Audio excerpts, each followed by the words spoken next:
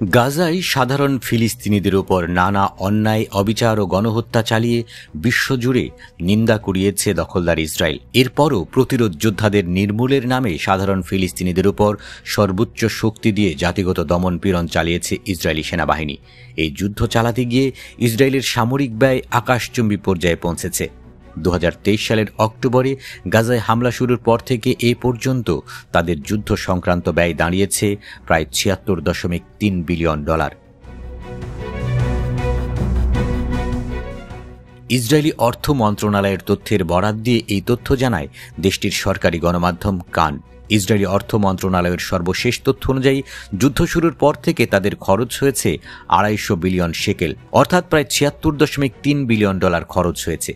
প্রতিরোধ যোদ্ধাদের মতো একটি সশস্ত্র গোষ্ঠীর বিরুদ্ধে এই পরিমাণ ব্যয় রীতিমতো আকাশচুম্বী। অনেকের চোখে গাজা যুদ্ধে এই পরিমাণ অর্থ খরচ করা ইসরায়েলের জন্য এক প্রকার অপচয়।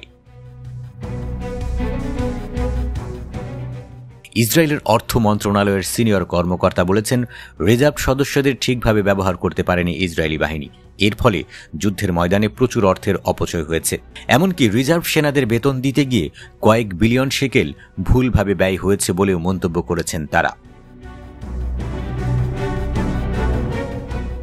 গাজা যুদ্ধে এত কারি অর্থ ঢেলেও চূড়ান্ত বিজয় অর্জন করতে পারেনি ইসরায়েলি বাহিনী। এরপরেও সম্প্রতি নিজেদের সামরিক ব্যয় বাড়ানোর তাগিদ দেন ইসরায়েলের সেনা কর্মকর্তারা। সেই ধারাবাহিকতায় নিজেদের সামরিক ব্যয় বাড়ানোর বিষয়ে গ্রিন সিগন্যাল দিয়েছেন ইসরায়েলের অর্থমন্ত্রী বেজালেল স্মোট্রিচ। এক সংবাদ সম্মেলনে তিনি বলেন, সামরিক বাজেট বাড়ানোই ভবিষ্যতে ইসরায়েলের অর্থনৈতিক প্রবৃদ্ধি ধরে রাখার মূল চাবিকাঠি। তবে কোন খাতে কত টাকা ব্যয় হয়েছে তা স্পষ্টভাবে জানানো হয়নি। ধারণা করা হচ্ছে এই বাজেটের বড় অংশই গাজা ও লেবাননের সামরিক অভিযান এবং গত জুনে ইরানের ওপর চালানো 12 দিনের হামলার খরচের জন্য ব্যয় হয়েছে। গাজায় যুদ্ধবিরতি চুক্তির পরে সাম্প্রতিক দিনগুলোতেও ইসরায়েলি বাহিনীর তাণ্ডব থামেনি। বুধবার দক্ষিণ গাজার খান ইউনুস শহরের পূর্বাঞ্চলে তারা ব্যাপক বিমান হামলা, গোলাবর্ষণ ও ধ্বংসযজ্ঞ চালায়। বুরেইজ শরণার্থী শিবিরের কাছেও রাতভর হামলা চালায় ইসরায়েলি বিমান বাহিনী। এছাড়া দক্ষিণ গাজা জুড়ে ভারী গোলাবর্ষণ চালাচ্ছে ইসরায়েলি বাহিনী। এমনকি ফিলিস্তিনিদের কৃষিজমি ও বাড়িঘর ধ্বংস করা হচ্ছে। পূর্ব গাজা শহরের বড় অংশ ইতিমধ্যে ধ্বংসস্তূপে পরিণত হয়েছে। গত 10 অক্টোবর যুক্তরাষ্ট্র, মিশর, কাতার ও তুরস্কের মধ্যস্থতায় ইসরায়েল ও প্রতিরোধ যোদ্ধাদের মধ্যে একটি যুদ্ধবিরতি কার্যকর হয়।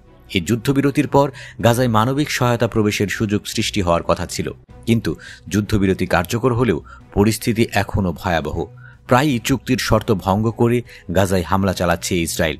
ফলে গাজায় শান্তি প্রতিষ্ঠা এক প্রকার অসম্ভব হয়ে পড়েছে বলে মনে করছেন বিশ্লেষকরা।